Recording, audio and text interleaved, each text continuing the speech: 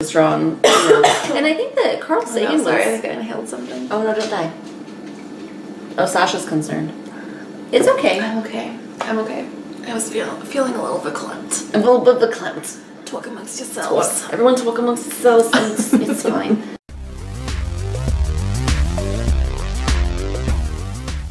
Hey, it's Sue. And Megan in the restricted section. And today we're reviewing Contact By Carl Sagan. Yeah, look how I've noticed how much yellow. Yeah, yours is much more yellow my copy is than yours. It is. Can you see it on camera? Can you tell the difference? Mine's old and withered. Probably can't tell. But this is by Carl Sagan. Yes. The scientist. The scientist. And this is a story of a girl who cried a river and drowned the whole world. I'm just kidding. This is the story of a woman who is a I can't remember like what her. She's like a her scientific specialty. No, I was gonna say radiologist, but that's not it. She studied like radio waves. Yeah. And so she intercepts a transmission or receives a transmission from space, basically. Yes. And so this book is kind of the story of how that transmission affects the globe and how what the global response is to it, and then what we do about it and how we choose to respond. Yeah, and it also heavily follows her and her life. Yes, she's the main character, main focus. Ellie, right? Mm-hmm. Yeah. And I was thinking, I probably should have discussed this before we started filming, but I was thinking, since we have a problem not telling spoilers, maybe we could do like the first part of the video spoiler-free, and then have the second part spoilery. Deal. How's that? Yes. So we'll tell you when the spoilers start. So and then if you want to stop away, if you don't want to hear them. We're going to be drinking this Mex-Y-Cali copper, what is it? Mexican ale? Style copper ale. From Springfield Brewing Company, which of course is a local brewing company in Springfield. And it says is that, how do you pronounce that? Hecho in Los Ozarks. Los Ozarks. That cracks me up. Yes.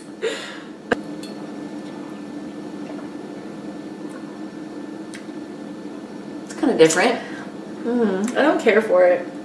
It's not terrible, but it's weird. It's like kind of just tastes like a cheap beer. You know? It's kind of like Dos Equis, like the amber Dos Equis. Like it's a little skunky. A little bit. We should mention that we buddy read this with Jessica and Christina from Game of Tones, Richard from Richard Reads, and Rebecca from Tea Hacks. And we will link all of those channels down below so that you can go check them out and subscribe to them because they're awesome. Yes. And we enjoy them immensely. They are great humans. I loved this book. Yeah, I really enjoyed it. There are definitely some really dry parts that can be a bit tedious, but overall I thought it was really interesting and a little bit, I will say a little bit unsatisfying though. Yeah, a little bit. Like I wish some things toward the end would have been a little more like expansive. Yeah, but also I can understand how like you can't really wrap everything up. Yeah, because that's like a sitcom thing. Like you wrap everything up neatly in a bow and send it all on. But and in this situation, that definitely wasn't possible. No.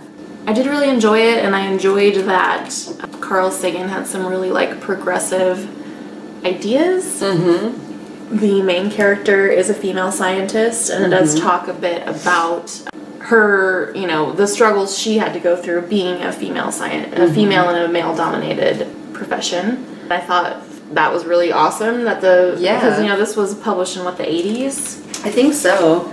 And it was like it mentioned a lot that 1985. It mentioned a lot like about how men would disregard what she was saying or ignore her or interrupt her. Yeah. And I thought it was really cool that Carl Sagan had a handle on that. Yeah. And recognized that happens all the time. Unfortunately, it still happens. Still happens all the time. Yeah, and I felt like I was, you know, thinking while I was reading this, like, I feel like Carl Sagan would be really disappointed with how things are today. And even because this is set, like, he said it, you know, technically in the future for him at the time he was writing it, but it was set in the 1999. In the late 90s. And so there was a female president in this story. It's like, There's a couple of really badass female characters in the story. Yeah. So and I do think he would have Carl been Sagan would be so disappointed. real sad about us. Yeah. Sorry, Carl Sagan. Yeah. Wherever you are. If you're watching From space. Then we're sorry. Yeah. We're trying. I feel like Carl Sagan was like really pretty good at writing a woman character. I think it's hard for men to write women. I could relate to her, and I felt like it was authentic, and I think he did a really good job. Yeah, the only thing that bothered me a little bit was that I got a little bit of a, like, I'm not like other girls vibe. Because she talks about how she can't relate to any other women at all, ever. And I'm like, come on. Then you that's gotta probably have some, your problem. Yeah. Yeah. You gotta have some, I mean, we all have things in common. Right. Whether we're, I mean, even if, like, we had no interests in common, like, we're both females, and that means we've had shared experiences. Yeah, exactly. Yeah. So anytime somebody says that, I'm like, well, you're probably the issue. Because, like, I have a really strong personality, and I'm not, like, traditionally what is considered feminine in a lot of ways. And I have really great female friendships. Like, my strongest relationships in my life are with women. Yeah, and that's a huge pet peeve of mine, is if other women, like, women hating on women, which I don't feel like she was, like, hateful, you know, toward other women, but she was just like, you know, no other women are interested in science. And it's like, there's lots of women are interested in science. Right. So that did bother me a little bit, but I don't think it was, like, that huge of a No, it was like, because I mean, she does connect with women later on, right? But they're like other female scientists. But this is like when she's growing up in school, right? She doesn't have any friends, right? And blah blah blah. But I thought it was pretty on point for. Well, it kind of surprised me actually, his idea of how we would handle it globally, because it seemed like it brought nations together more than it tore them apart. Yeah. And which I do think that made sense though, because like the way the message came in, it had, you know, it had to be monitored around the globe. Right. But then like people were destroying their nukes and stuff, and like countries were like forging alliances and getting along, and I just kept thinking like, Jesus Christ, if this happened today, like Donald Trump would have nuked the whole world, and then, you know. Yeah. So it was just interesting to me that it was this harmonious, like, unifying event. Yeah, but she had also like already contacted other other nations before the president even knew about it. That's true. Which I feel like maybe wouldn't happen. I don't know. Yeah, maybe. I don't know. But yeah, I just thought it was interesting the way that, you know, globally how nations reacted and all, you know, kind of banded together, and not only for the purpose of the message, but also just like getting rid of their weapons and like just kind of working together in general more. Yeah, that's true. And I think there was a little bit of division going on more toward the end with Russia and China, right? Yeah. So, you know, not all of there wasn't world peace by any means. No. But it was certainly more harmonious than I would have anticipated. And I also was kind of, I mean, not surprised. I was a little surprised by how much religion played a factor, which, you know, it actually, you know, if I really think about it, it makes sense because, you know, at least here in the U.S., Christianity is like rampant, huge, fucking plague. So much so that like I don't think a president could ever get elected that said they weren't Christian. I don't think so. Yeah. I don't think that the U.S. is ready for that. That played like a huge role in how the message was received by the outside world as well, because there's like some top religious figures who are like, this is a message from God. And also she speaks with a man who she's very intrigued by because she's like agnostic. And so she's open to the idea of a god or some higher supreme power being or something existing, and so she has some really interesting conversations with this man who claims to have like seen God, right? Because he was struck by lightning, and so he says that he had this, you know, miraculous religious experience where he saw God. Yeah, that's a really interesting thing that we'll probably talk more about in the spoilery part. Yes. Yes. Because I think that played a huge, just religion in general, Christianity especially, played like a huge part in this book that I kind of wasn't expecting. Being that Carl Sagan is a scientist, I just thought it was going to be more focused on like the scientific aspects of it. But it's pretty, I think it's pretty topical to include that, because I think that even today, like it's 2018, and science and religion are still warring against each other because religion fails to listen to common sense. But like, so I think it's still very relevant. I gave this book 4 stars. I did as well. And I was going to say I watched the movie after I read the book, and it was fairly different from the book, but I'm going to wait till the spoilery part. Okay. Until I talk about that. I still have not watched the movie. I meant to, but I haven't. It's good. It's just very different. So, we're going to end the non-spoiler portion here. So spoilers start now. Yes, now we're going to talk about spoilers. So if you don't want to hear spoilers, time to get gone. GTF out. But before you go, subscribe to the restricted section.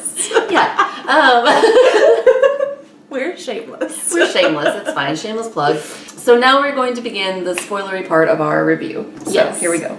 So going back into the religion aspects, I think that was in some ways the most interesting part of the book, because when they finally do go to wherever the fuck they go. Yeah, they go to this crazy fucking space station in the middle of the fucking galaxy somewhere. It kind of like mimics experiences people have had where they say they've talked to God or talked to dead loved ones or whatever. I'm not really sure what Carl Sagan was trying to say with that. I don't know if he was saying like maybe we should all be open-minded and get along, or if he was trying to say, because I'm not sure what his beliefs were. I don't know. Yeah, I'm not sure. I always just assume that if you're a scientist, you're an atheist. Or but I guess that or something, yeah. But I guess that's not always true. There actually is a scientist in here who is a Christian. Yeah. So, yeah, I was really fascinated by that part because, when they go to this place, these aliens appear to be their loved ones. Some dead, some not dead. Right. And, the place looks like Earth, and so it almost could be like heaven. I don't know.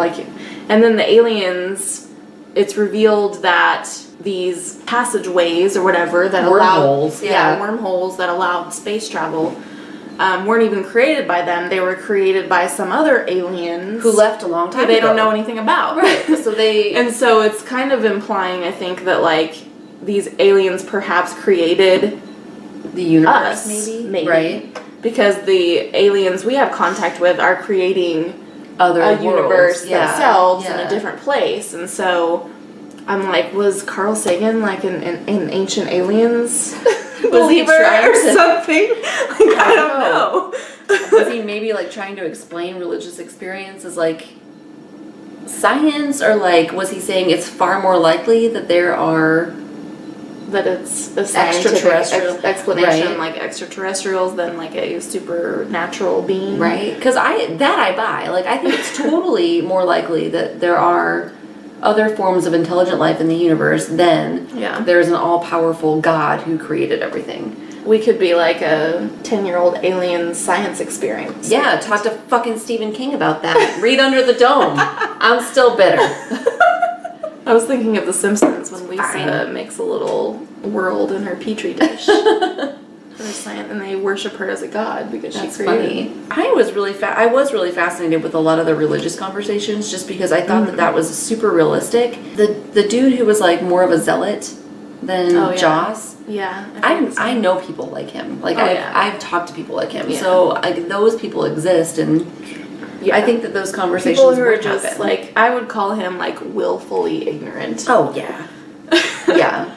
Like, Joss was more open-minded. He was more open, and he said he believed Ellie, and he believed her experience and what she went through, so yeah. He was, like, a more open-minded Christian who believed in science and things like that, whereas this other guy, he was much more set in his ways and not willing to hear other ideas at all. No. I also thought, and we kind of talked about this in our buddy read discussion, when the aliens do present themselves, they present themselves as the person that the human loved the most or loves the most. Right. And so for Ellie, that was her deceased father. And I felt that I would feel angry. Me too. And they also can read your mind, so they knew all of their experiences, memories. Yeah. And I was like, what a gross invasion of privacy. Absolutely. Yeah, I mean, granted, I've never been in that situation, so maybe I would be so, like, awed and amazed to be in the presence of, like, other extraterrestrial beings or whatever, but I almost feel like how disrespectful. Yeah, and her feelings about it is like, it kind of gave her closure, I think. Yeah, but like, and she was like grateful for it, and I just didn't get that. Like, I don't think I would feel that way. I don't think that I would either. I was going to talk a little bit about how the book and the movie are different. One thing that I really didn't like about the movie was that Ellie and Joss immediately have a sexual relationship. Okay. They meet, have a one-night stand, and then she, like, bails without calling him, and their relationship is very sexual and very, like, relational. Whereas in the book, it's more of an intellectual relationship, but it's kind of, like, flirtatious. Yeah. And so I felt like they put that in the movie because, like, how can you have a female protagonist without a love interest? So they made him the love interest instead of the person who's the love interest in the book. To here, yeah, he doesn't exist in the movie. So, like, I just felt like that was a little bit contrived because, I mean, she just meets him randomly and goes to, like, I mean, and there's nothing wrong with that. Like, why, though? Like, they don't really have anything in common. Yeah.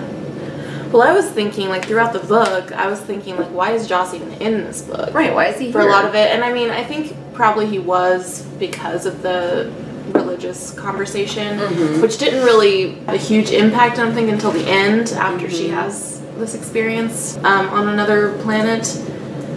So this whole time I was like, why is Joss even in here? Like, who cares about this dude? Right, why is he here? And so then at the very end I was like, oh, okay. Because I feel like there's a conversation toward the beginning that she has with him that very much reflects, like, she's having a conversation with him where she doesn't believe his experience that he says he had with God. And then there's a conversation at the end that she's having with, like, a government official where he doesn't believe. Yeah, he doesn't believe her experience that she had on this other planet because, like, they go and they come back and there's no evidence that they went anywhere. Right. Except for some, like, there's some physical evidence on the ship, that but it's like, banged up and stuff. Yeah, but they think that they contrived it. Yeah. So, yeah, that was just a really interesting parallel there. That's what really made me think, like, what is the Carl Sagan doing here? Like, is he saying that, I don't know, I feel like maybe he's saying we should, you know, practice religious tolerance and respect everyone's beliefs, and that's cool. Yeah, and I agree. Yeah, we should all just be cool and, like, let people believe what they believe. Yeah. But I thought it was cool, like, in the book that she trusted Joss enough to give him proof. You know what I mean? To give him her account and just say, like, keep this safe. Like, I thought it was cool that even though they had some pretty fundamental differences, their relationship was built on mutual respect and trust, and she trusted him with that.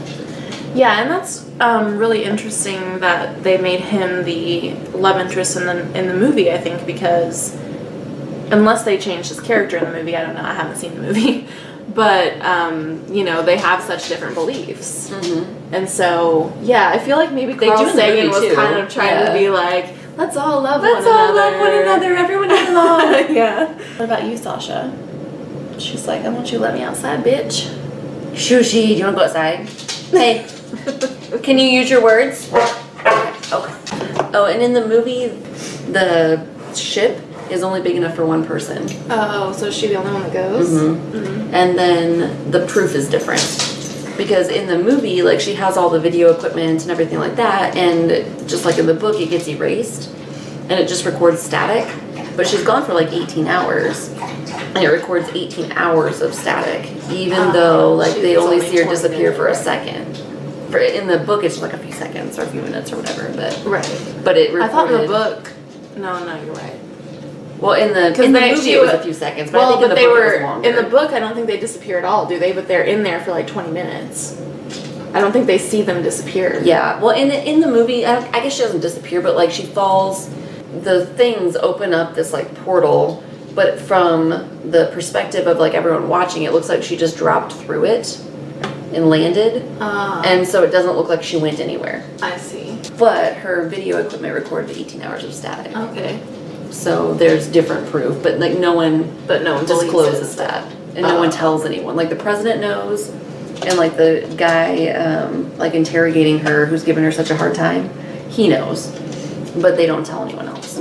The ending was like kind of unsatisfying, but also I kind of liked it because it kind of makes you think about things on your own, which I do like. It leaves you with so many unanswered questions because these aliens that they make contact with are like, we haven't even deciphered. Because they're like, these other aliens left us codes, and we don't know what they are in mathematics, in like pi, in specifically they talk about pi, and I think they just said all other stuff in mathematics too, and they haven't even deciphered this code yet, and so there's just like so many unanswered questions at the end. But I think that that's really cool because like. It made me feel really like small and it made me really realize like how vast our universe is, because like if there are other beings out there, then maybe there are other beings before them, or maybe what came before them, and so like that all just made me feel very like, wow, kind of humbled in the vastness of our universe. And in the history of the Earth, we haven't been here for a very long time. No. In the history of the universe. We haven't been here at all. Yeah. Barely, yeah. At the end, Ellie kind of finds an inkling of the message that was left in Pi. So it leaves you kind of hopeful that we'll figure shit out. We'll figure something out, and maybe we'll have further contact with these beings. But it kind of ends on like a very hopeful, optimistic note, I think. And so I really liked it. Yeah. But it was kind of disappointing that, like, you get to these... I was really, like, wanting to know everything about these aliens. Me too. I was like, tell me more, Carl Sagan. And then you learn nothing, really, about the aliens at all. Not even what they look like, because they appear as humans. And, like, their planet appears as Earth. So you learn not a goddamn thing about the aliens. Nope. But I mean, the book was obviously more about humans than it was about aliens. Right. Right, so if you've read Untappd, let us know what you think about it. Let us know your thoughts. I really need to watch the movie. It's good. It's really Murphy, what did you think of the movie? I don't know. I burrowed under the blanket and I slept through it. 1 out of 5 stars. It's like 5 out of 5 stars. Good lullaby. Good lullaby. Me sleeps.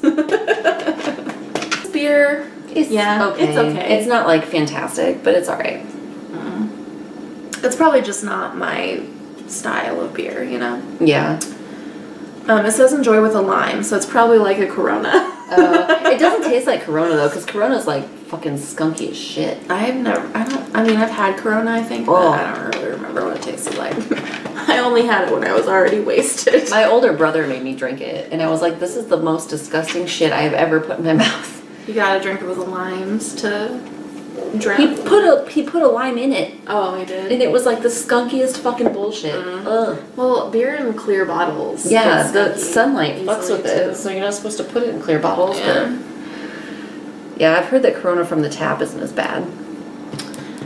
Anyway, Mex-Y-Cali, it's okay. It's alright. If you like Corona, you might like it. Or Dos Equis. Or Dos Equis. And there will be some links below where you can find us other places on the internet. If you're not already subscribed to the restricted section, you should do it.